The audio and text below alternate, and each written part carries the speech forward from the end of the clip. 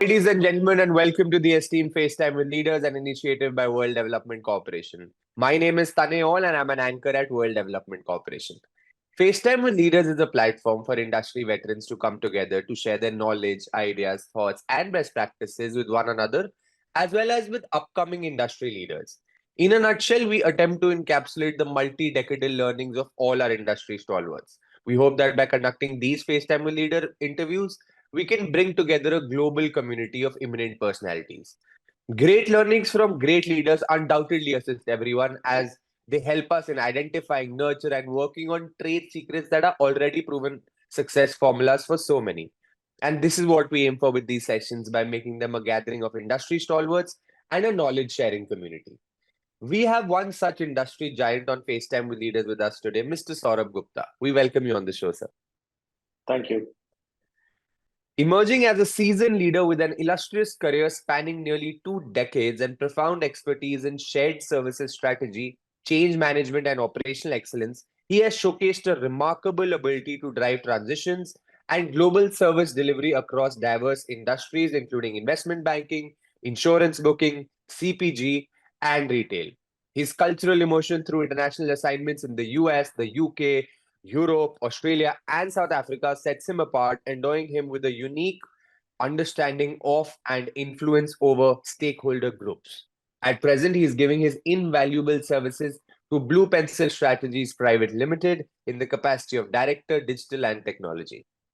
So, Mr. Gupta, to begin with, could you let our viewers know about your career journey so far? Thank you, Tane. That was a very overwhelming introduction about myself. I've just been a small contributor through my skills and competencies in various roles that I've played.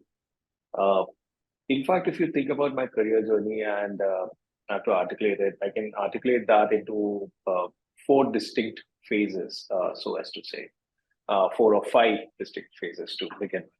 The first one would have been more early years when I picked up my first job at Lehman Brothers and was in the formative team of Lehman Brothers operations in India in terms of setup.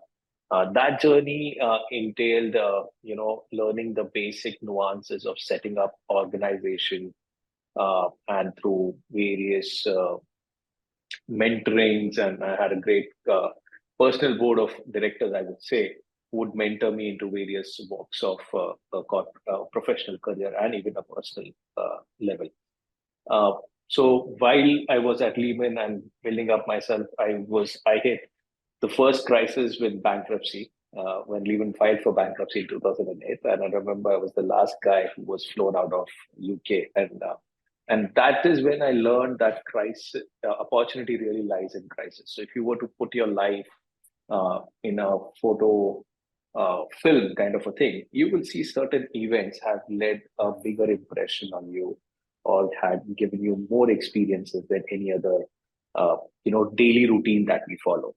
So I actually was able to distinguish in my day job what was a routine and what was an experience. So bankruptcy was one experience, and that led me to learn a lot on how to be resilient, how to be confident, and I was truly inspired by my local leadership here in India, the way they held it together. And we then got merged with Nomura, and I was integrating Nomura at Lehman Brothers with Lehman Brothers business processes and technology stack. So that was a very formative and foundational building block of my career journey in the first 5 years. I learned a lot from my leaders in terms of how do you empower people in crisis as well. How do you delegate decision making? They've taken, like, I was a new joinee and I was given some critical assignments where I could understand the bearing of my decisions, my actions, what will have on the organization. The next part of my career was then to step up into leadership roles. And the next 7 years, I built organizational or business processes for Jardine Lloyd Thompson or be it General Mills, right? I had kind of taken up leadership roles in India and set up also delivery centers, which were in other parts of the world out there. So one in Krakow, one in Shanghai. So So that was more of the testimony to say what you've learned, can you get it to play, right? So it was that transition of leadership. I did pretty well there, and while I was doing that, I just realized that one thing that was hitting into our eye at some point of time as leaders was that sustainability and technology are going to be two main drivers of business work going forward.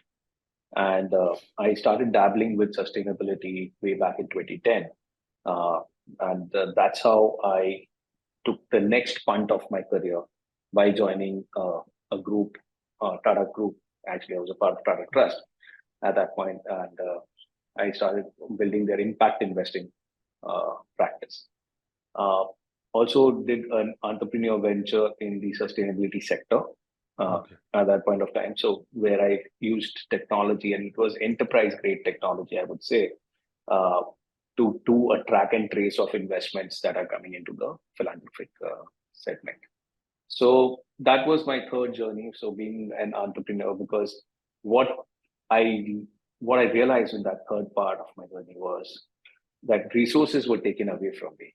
While I was in those large corporations, I never had a shortage of resources to deliver uh, an idea or a project or a program, whatever you say.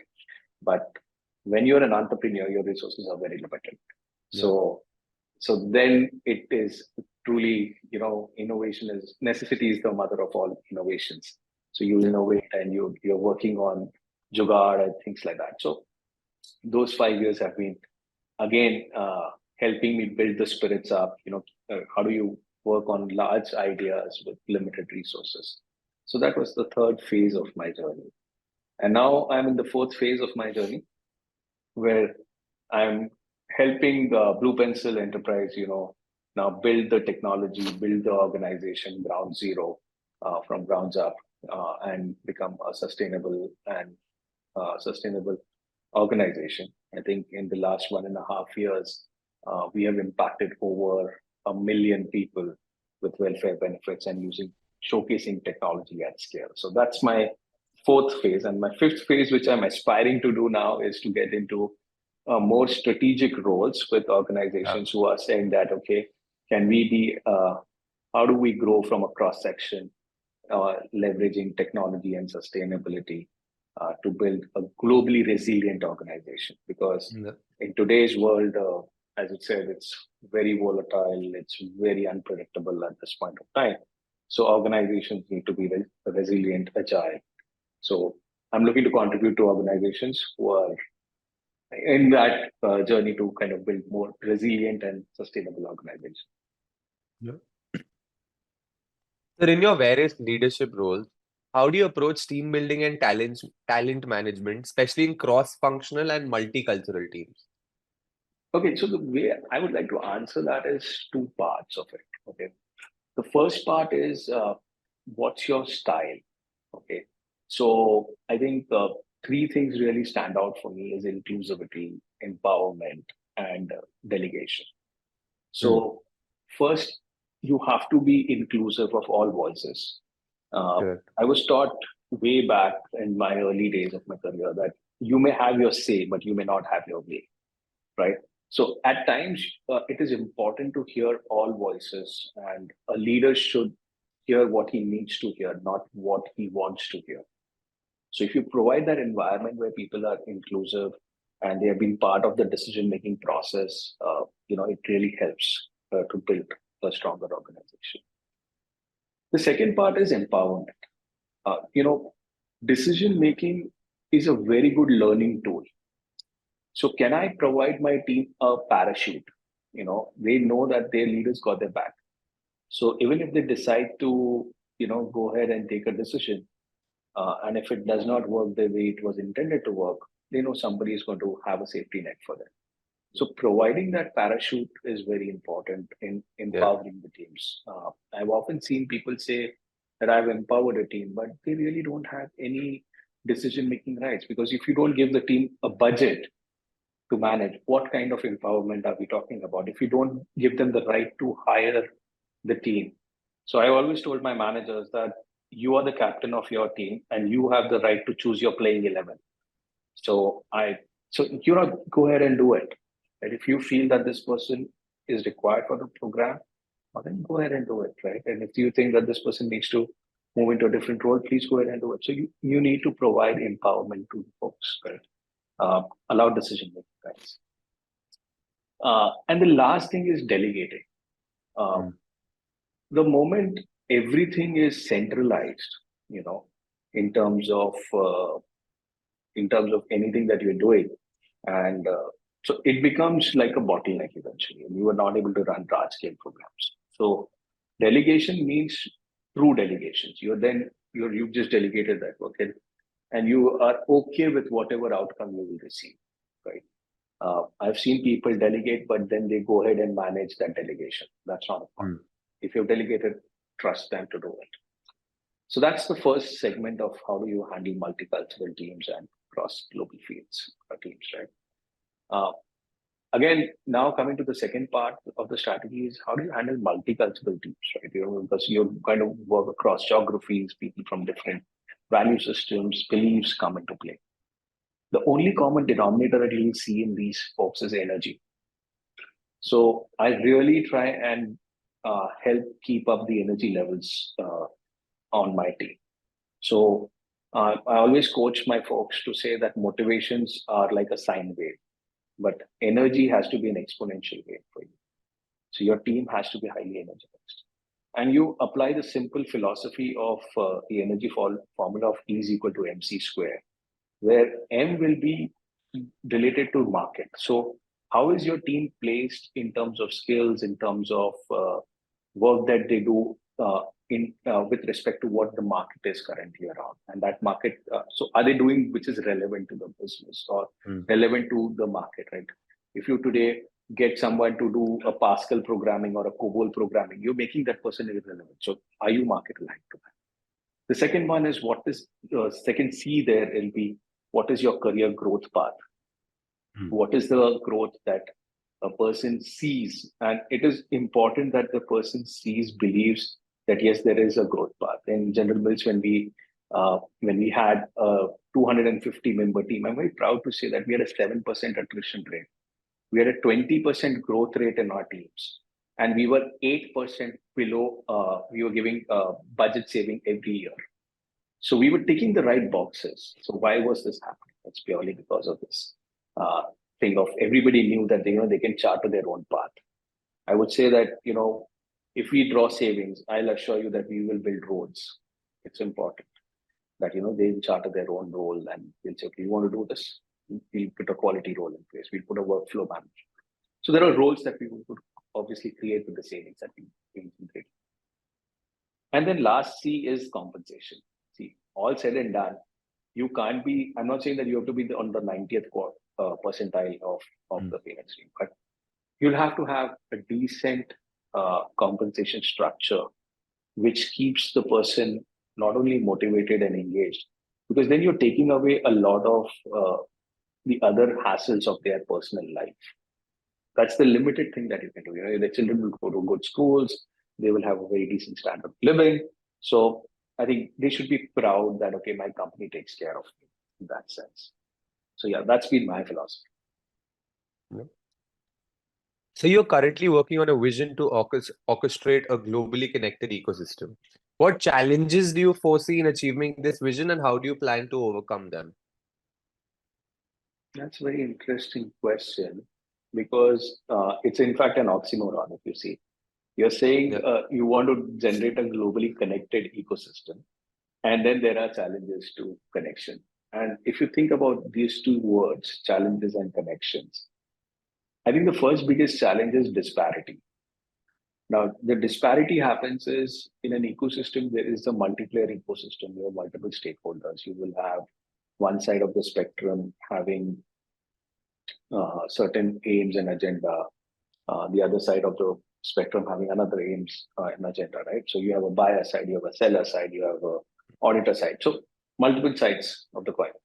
But the moment you move the needle from perception to perspectives, it changes. How do you kind of form a common minimum program in that Hmm. ecosystem, which helps you kind of reduce the barriers and make people come on the same common platform. So I think my job here is to build that perspective for everyone and then help them come on a common goal.